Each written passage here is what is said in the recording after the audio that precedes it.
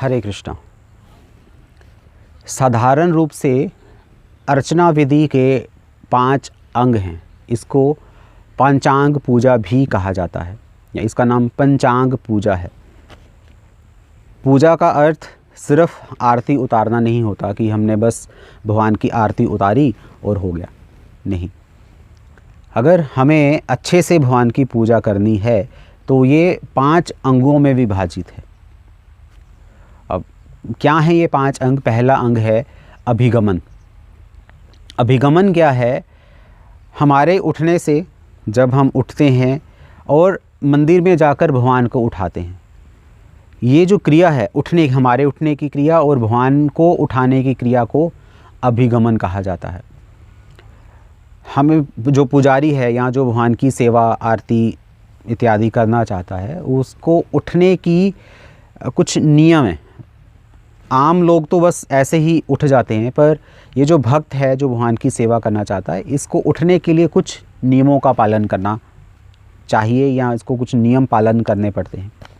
ज़्यादा मुश्किल नहीं है, ये नहीं है कि पता नहीं क्या करना पड़ेगा। सिंपल है। वो है कि जब आप अपने बेड पे लेटे हो, जहाँ जिस शैया पर आप लेटे हुए हो, सुबह उठते ही 3:30 या 4 बजे जब भी हम उठते हैं, तो बेड पर ही उठकर पहले अपने गुरुदेव, जो हमारे परम पूजनीय गुरुदेव हैं, अगर तो आप दीक्षित भक्त हैं तो जिनसे आपने दीक्षा ली है, आप उनके नाम का उच्चारण कर सकते हैं, उनका जो प्रणाम मंत्र है उसका उच्चारण कर सकते हैं। अगर आप अभी दीक्षित नहीं हैं, अगर आप इंस्पायर्ड हैं किसी से, किसी गुरु से, जो दीक्षा देने वाले जो गुरु हैं उनसे इंस्पायर्ड हैं, उनके नाम का उच्चारण कर सकते हैं, उनका मंत्र का उच्चारण कर सकते हैं अगर आपका आश्रय हो चुका है। अगर नहीं है तो श्रील प्रभुपाद जी, जो कि इस्कॉन के संस्थापक आचार्य हैं, उनका प्रणाम मंत्र का उच्चारण कर सकते हैं। वो प्रणाम मंत्र क्या है? नमा ओम विष्णु पादाय कृष्ण पृष्ठाय भूतले श्रीमते, जो आपके गुरुदेव हैं जिनसे आपने दीक्षा ली है, उनके नाम का उच्चारण कर सकते हैं, स्वामी नीति नामिने। ये गुरुदेव का प्रणाम मंत्र है। प्रभुपाद जी का प्रणाम मंत्र क्या है? नमः ओम विष्णु पादाय कृष्ण पृष्ठाय भूतले श्रीमते भक्ति वेदांत स्वामिन इति नामिने।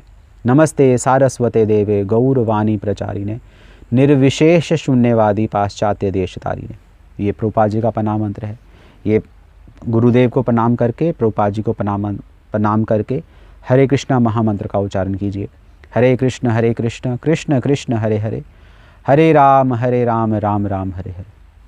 ये उच्चारण करने के बाद एक और मंत्र है जो कि इस्कॉन में जो सिखाया जाता है अर्चना विधि की पूजा को, वो किताब है पंचरात्र विग्रह अर्चन प्रदीप।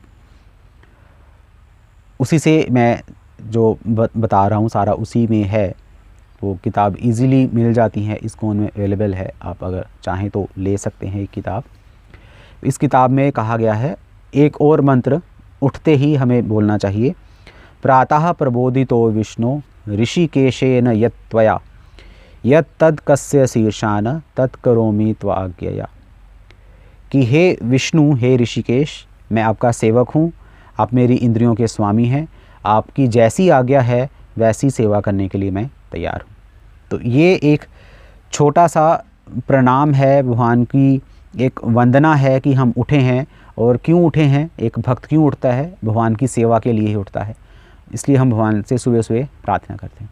अब हमने क्या करना है? अब हमने नीचे उतरना है अपनी शैया से। जब हम नीचे उतरेंगे तो ऐसे नहीं उतरना, धरती पर पैर रखने से पहले धरती से क्षमा मांगनी है। वो क्षमा मंत्र क्या है? ये मर्यादा है, शायद हम लोगों ने कभी सुना ना हो, पर ये है।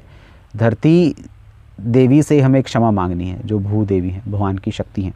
वो क्या है? समुद्र मेखले देवी पर्वत स्तन मंडले विष्णु पत्नी नमोस्तुभ्यम पाद स्पर्शम क्षमस्व में। कि हे विष्णु की पत्नी, हे धरती देवी, मैं अपना पैर आपको स्पर्श करने जा रहा हूँ, इसलिए मुझे आप क्षमा कीजिए।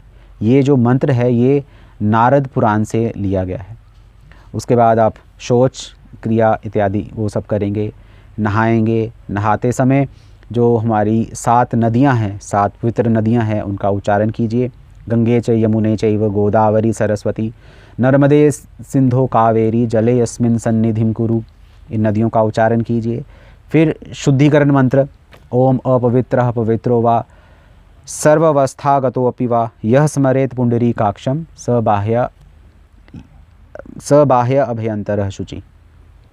इस मंत्र का उच्चारण कीजिए ताकि हमारे अंदर और बाहर की शुचि हो सके। तो इस तरीके से स्वच्छ जल से स्नान कीजिए और स्वच्छ वस्त्र धारण कीजिए। यहाँ मैं बता दूं कि जब हम स्वच्छ वस्त्र धारण करते हैं तो ये वस्त्र धुले हुए होने चाहिए। जो वस्त्र हमने रात को पहने थे वो हमें नहाने के बाद उन वस्त्रों को धारण नहीं करना, और जो वस्त्र हमने पहने हैं वो आपके बेड पर बिल्कुल नहीं होने चाहिए, क्योंकि बेड पर हम सोते हैं। बेड तो हमेशा कंटामिनेटेड ही रहता है, वो कभी भी शुद्ध नहीं हो सकता। तो उसके ऊपर अपने वस्त्र मत रखिए, कहीं दूसरी जगह पर अपने वस्त्र रखिए। शुद्ध वस्त्र पहनिए और आचमन कीजिए, तिलक लगाइए और मंदिर में जाकर आप अब भगवान को उठा सकते हैं। आचमन कैसे करना है, तिलक कैसे लगाना है, भगवान को कैसे उठाना है, इनकी अलग अलग क्लासेस हैं। तो ये अभिगमन की प्रक्रिया है, इसको अभिगमन कहा जाता है। उसके बाद दूसरा अंग क्या है? उपादान। उपादान अंग में हम भगवान की आरती करने के लिए या भगवान की पूजा करने के लिए सामग्री एकत्रित करते हैं। जैसे आरती की थाली लगाना, भगवान की पूजा के लिए फूल, तुलसी महारानी की मंजरियाँ वो इत्यादि एकत्रित करना, ये सब उपादान में आता है। तीसरा है योग। योग क्या है? योग का अर्थ है भगवान से जुड़ना, कि कैसे हम भगवान के साथ जुड़ सकते हैं। चैतन्य महाप्रभु ने कहा है, जीवे रे स्वरूप होए कृष्ण रे नित्य दास। जीव भगवान का नित्य दास है। इस सिद्धांत का स्मरण रखना ही योग कहलाता है। स्मर्तव्यो सततम विष्णु विस्मर्तव्यो ना जातु चित सर्वे विधि निषेध स्यो एतैवेरेव किंकर। कि बाकी सभी नियम इस नियम के दास हैं। वो नियम क्या है? हमेशा सततम 24/7 24 घंटे 7 दिन भगवान का स्मरण रखना है। सततम हमेशा भगवान का स्मरण रखना है।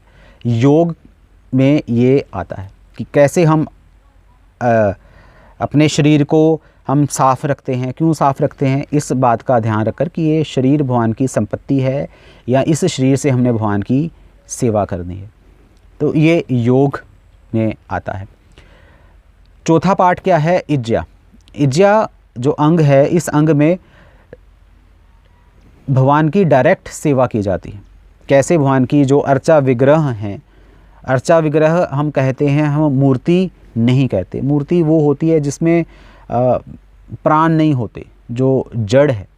पर मंदिर में जो हैं वो विग्रह कहा जाता है। या घर पे जब हम भगवान का चित्रपट रखते हैं, या घर पे जब हम भगवान को आमंत्रित करते हैं उनका विग्रह लाकर, तो उनकी जब आरती उतारी जाती है, उनकी सेवा पूजा इत्यादि की जाती है, तो ये इज्जा अंग कहा जाता है इसको। और पांचवा अंग क्या है? स्वाध्याय। स्वाध्याय का अर्थ है, स्वाध्याय के वास्तव में 2 अर्थ हैं। एक तो अर्थ है अध्ययन करना, आपकी जो पर्सनल बुक रीडिंग है। दूसरा स्वाध्याय अपनी आत्मा का अध्ययन करना, कि हम कहाँ जा रहे हैं, हम भगवान की सेवा में कोई अपराध तो नहीं हो रहा। अपना निरीक्षण अगर हम करते रहेंगे तो ये स्वाध्याय में आता है। स्वाध्याय बहुत ज़रूरी है। स्वाध्याय में प्रभुपाद जी ने ये भी कहा है कि मेरा हर शिष्य रात को सोने से पहले श्री कृष्ण बुक ज़रूर पढ़े। वो अध्ययन है, क्योंकि श्री कृष्ण बुक हम जितनी ज़्यादा पढ़ेंगे उतना ही हम भगवान से आसक्त हो सकते हैं। और जब भी हम भगवान की सेवा करें तो उनकी लीलाओं का गुणगान कर सकते हैं, जिससे भगवान को आनंद मिलेगा। तो इस तरीके से ये पंचांग पूजा कही जाती है। 5 अंग हैं पूजा के। पहला अंग है अभिगमन, उपादान, योग, इज्जा और स्वाध्याय। तो ये 5 अंगों का अगर हम ध्यान रखेंगे, इनको याद रखेंगे, ये ज़रूरी है, तो हम सारा दिन भगवान की सेवा कर सकते हैं, कंटिन्यूअस कर सकते हैं। तो ये नहीं है कि सिर्फ आरती करना ही भगवान की आरती है, तो ये चीज़ें भी इंक्लूडेड हैं। हरे कृष्णा। श्रील प्रभुपाद की जय।